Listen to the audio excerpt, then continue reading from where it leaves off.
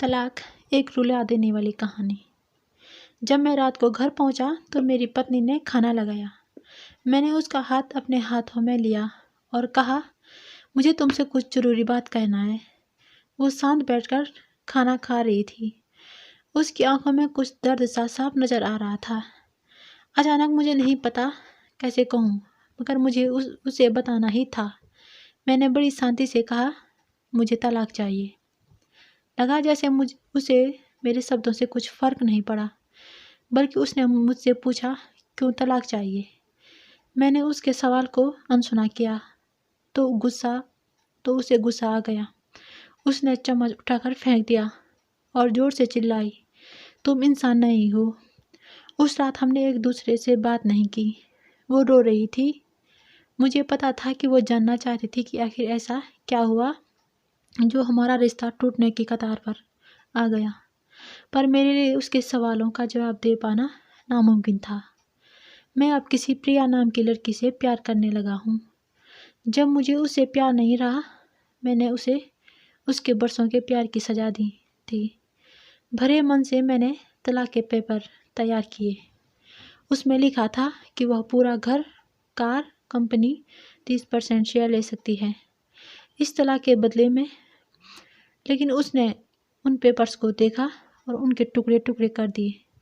वो औरत जिसने मेरे साथ जीवन के 10 साल बिताए थे, वो आज मेरे लिए अनजान हो चुकी थी।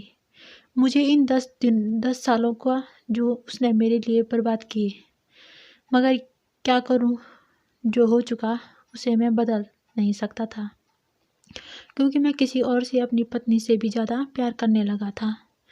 आखिरकार उसके सब्र टूट गया और वो फूट फूट कर मेरे सामने रोने लगी। मेरे लिए उसका रोना एक तरह से उसकी रिहाई की तरह था। तलाक की ये बात जो कई दिनों से मुझे परेशान कर रही थी, अब बिल्कुल साफ हो चुकी थी।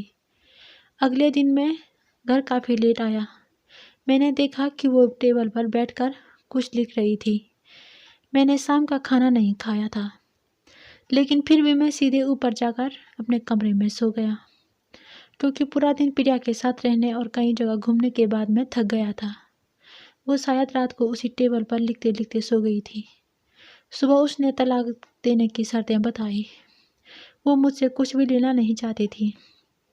उसे सिर्फ तलाक से पहले 1 महीने का समय चाहिए था।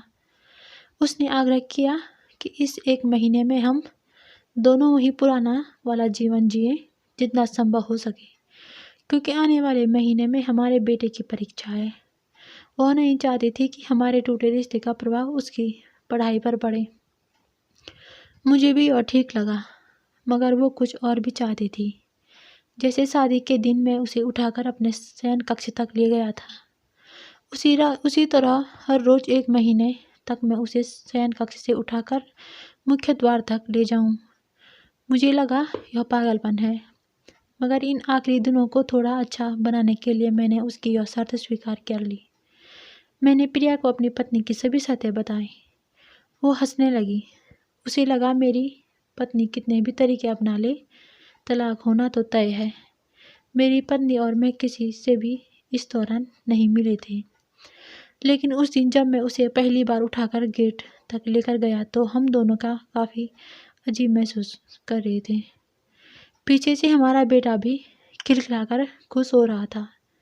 अगले दिन यह काम थोड़ा सामान्य और आसान हो गया। वो मेरे सीने से लगी थी और मैं उसकी खुशबू महसूस कर रहा था। ऐसा लगा जैसे कई दिनों बाद मुझे ये खुशबू मिल रही थी, या फिर कई दिनों से मैंने उसके होने का महसूस नहीं किया। मेरी बीवी ने हमारे बच्चों को बुलाया और ज़ोर से उसे गले लगा लिया। मैंने अपना चेहरा दूसरी तरफ कर लिया। मुझे लगा कहीं मैं अपना निर्णय न बदल लूँ। मैंने अपनी पत्नी को रोज़ की तरह उठाया और बेडरूम से सिटिंग रूम होते हुए हॉल तक लाया। उसने प्यार से अपने दोनों हाथ मेरी गर्दन के आसपास रख दिए। मैंने उसे ज़ोर से पकड़ रखा था, बिल्कुल हमारे सुहागरात की तरह, मगर उसका इतना कम वजन मुझे परेशान कर रहा था।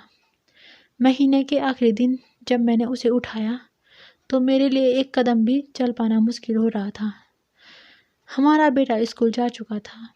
मैं अपनी कार से ऑफिस गया और कार से कूदकर बाहर आ गया, बिना कार को लॉक किए। मुझे डर था कि अब एक पल भी देरी मेरा इरादा बदल देगी। मैं ऊपर गया। प्रिया ने दरवाज़ा खोला और मैंने उससे कहा, सॉरी प्रिया, अब मैं अपनी पत्नी से तलाक नहीं लेना चाहता। उसने मुझे देखा और मेरे सिर पर हाथ फेरकर मुझे कहा, तुम्हें बुखार तो नहीं है?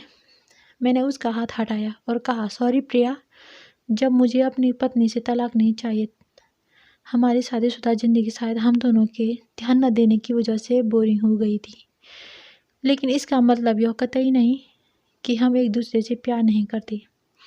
अब मुझे एहसास हुआ है कि जिस दिन मैं उसे शादी करके अपने घर लाया, उस दिन से जीवन के आखिरी दिन तक मुझे उसका साथ निभाना है। प्रिया के होश उड़ गए।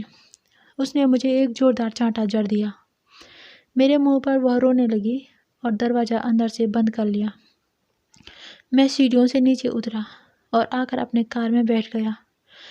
आगे एक पुल वाले की दुकान पर रुका और अपनी प्यारी पत्नी के लिए एक सुंदर सा गुलदस्ता लिया। दुकानदार ने पूछा कि इस पर क्या लिखना है।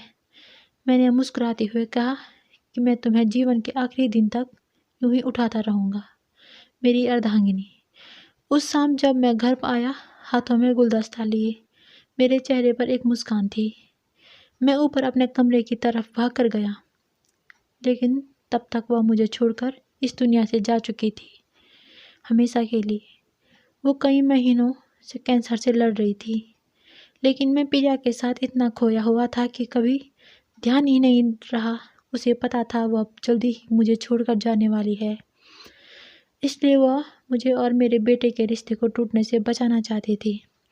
मैं नीच उससे तलाक लेना चाहता था, लेकिन फिर भी उसने मुझे अपने बच्चे की नज़रों में एक प्यारा पति और पिता बना दिया था। जीवन की छोटी छोटी बातें रिश्तों में बहुत महत्व रखती हैं। बड़ा घर, बड़ी कार और बैंक बैलेंस ये खुशियों का हिस्सा जरूर बन सकते हैं, मगर अपनों के बिना इनकी कोई कीमत नहीं। दोस्तों, आपको यह कहानी कैसी लगी कमेंट में ज़रूर बताएं।